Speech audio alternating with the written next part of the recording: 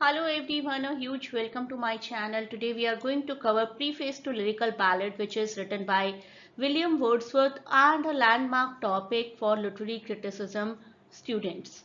At present हम करें GGS IPU के लिए semester 1 literary criticism, but nothing like that कि बाकी universities benefited नहीं होंगी इस topic से. जिस भी स्टूडेंट को किसी भी यूनिवर्सिटी के लिए ये टॉपिक कवर करना है, this is going to be very important, very fruitful and even for the objective MCQ competitive exams. Preface to lyrical ballad समझने से पहले जरूरी है कि हम लिरिकल बैलेट समझे कि ये क्या था.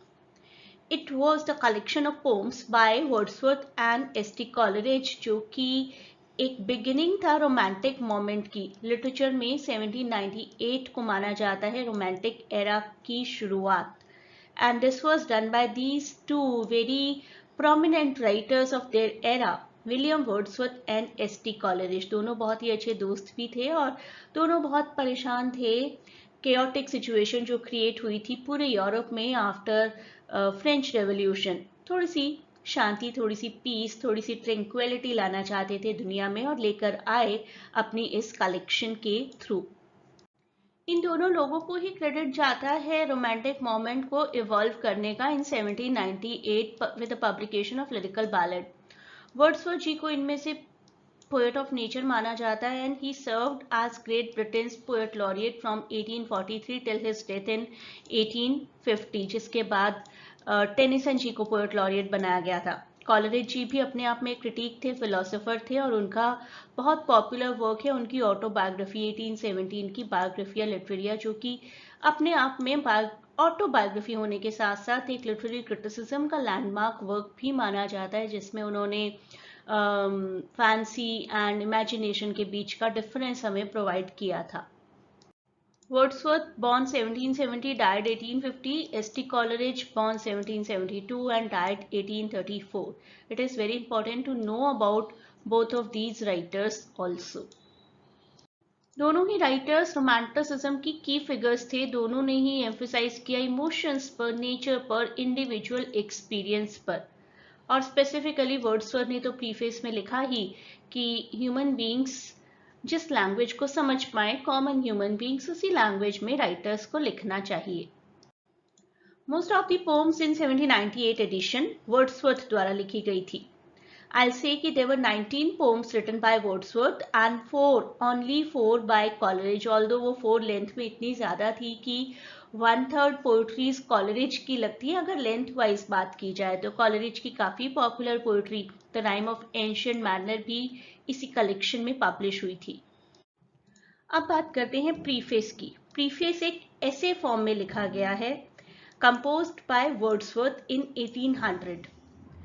और इस एडिशन में बेसिकली एक्सप्लेन किया गया है कि किस तरीके के मैनिफेस्टोज होने चाहिए रोमांटिक मोमेंट के.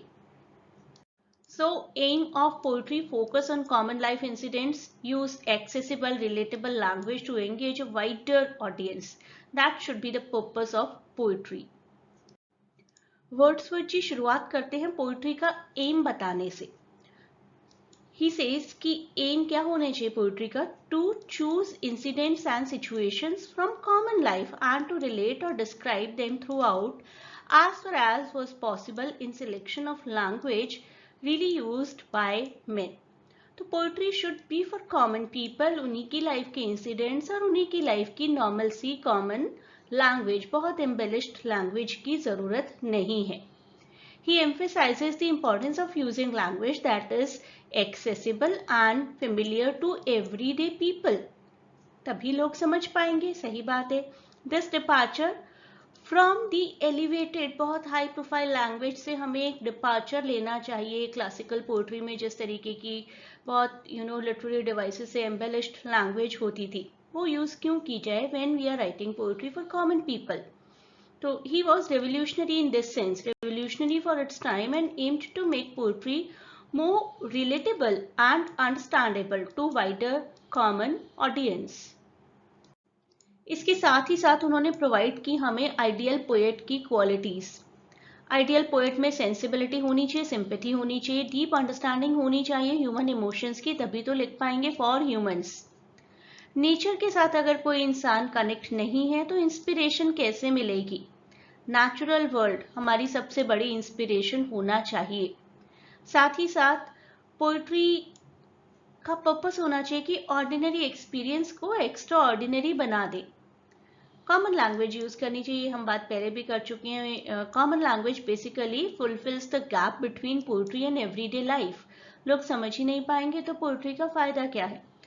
पोइट्री शुड बी मॉरलिस्टिक, कहीं ना कहीं किसी ना किसी तरीके की कोई ना कोई पॉजिटिव गाइडेंस जरूर प्रोवाइड की जानी चाहिए by a poet to the readers. Honesty और सिंसेरिटी नजर आनी चाहिए। It should not seem to the reader कि कुछ फेक लिखा गया, ऐसा पॉसिबल नहीं है रियलिटी में, राइट? तो जेन्युइन एक्सप्रेशंस होने चाहिए, अपने एक्सपीरियंस के अकॉर्डिंग एक्सप्रेशंस होने चाहिए। जेन्युइन एक्सप्रेशन ही तो फॉस्टर करते हैं एक strong connection with the readers. So ultimately we can say the ideal poet basically captures huge, profound human experiences, bridging ordinary and extraordinary, और यही हैं रोमांटिसिज्म के प्रिंसिपल्स. आप ये चैनल ज्वाइन कर सकते हैं, यहाँ पर आपको अपडेशंस मिलती रहेंगी regarding your IPU syllabus. Be the part of this Telegram channel to get updates about IPU syllabus of Masters English. Channel का लिंक मैं आपको डिस्क्रिप्शन में प्रोवाइड कर दूंगी. You may also join the live sessions where you will get live lectures plus PDF of each and every topic.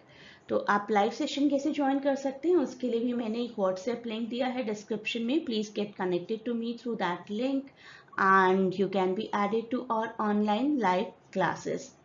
Thanks for watching. Best of luck for exams and please do not forget to share and subscribe the channel.